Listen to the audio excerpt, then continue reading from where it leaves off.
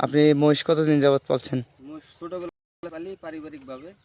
ও আগে আপনার পূর্বপুরুষ যারা ছিলেন জি, বাবা আমার চাচা? আব্বা পালছে আচ্ছা, আর আমি এখন আর কি ধরছেন মানে সাংসারিক কৃষিকাজের পাশাপাশি মহিষ সংসারিক লালন পালন কৃষিকাজের করতেছেন। পাশাপাশি মোষ লালন পালন করি, মোটা তাজা করি, বিক্রি করি, এই তো। ও আচ্ছা, তাতে আপনার এটা সময় আছে তাই না? হ্যাঁ, সময় কাটতেছে, সংসারও চলতেছে, সবই। তো আপনি ওই বা ছোট যখন বাচ্চা মহিষ বিক্রি করেন, দুই জোড়া মহিষ, বাচ্চা মহিষের দাম কত হয়? মানে বাচ্চা মোটা- দাম 2 লাখ আছে, 2.5 জোড়া। হ্যাঁ হ্যাঁ, মানে ওই মহিষের বাচ্চার অনুপাত বাচ্চার বুঝে কোয়ালিটি তাই না? বুঝে।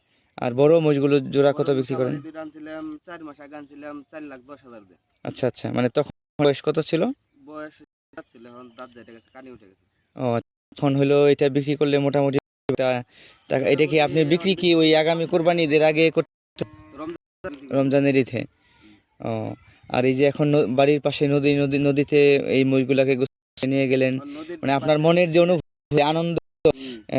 এই যে প্রাকৃতিক পরিবেশে সাংসারিক এবং কৃষিকাজের সাথে নিজেকে যুক্ত রেখেছেন, তাতে সব মিলিয়ে আপনার কেমন লাগে যে না আসলে আল্লাহ পাক খুব ভালো রেখে আল্লাহ পাক খুব ভালো রেখেছে। ভালো রেখে ভালো লাগে, মনের থেকেও ভালো লাগে।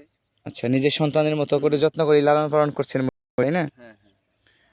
আচ্ছা, আর আপনার এইগুলো খাবারের যে ব্যবস্থা, এটা কি কি কি খাবার দেন? ঘাস খায়, খের খায়,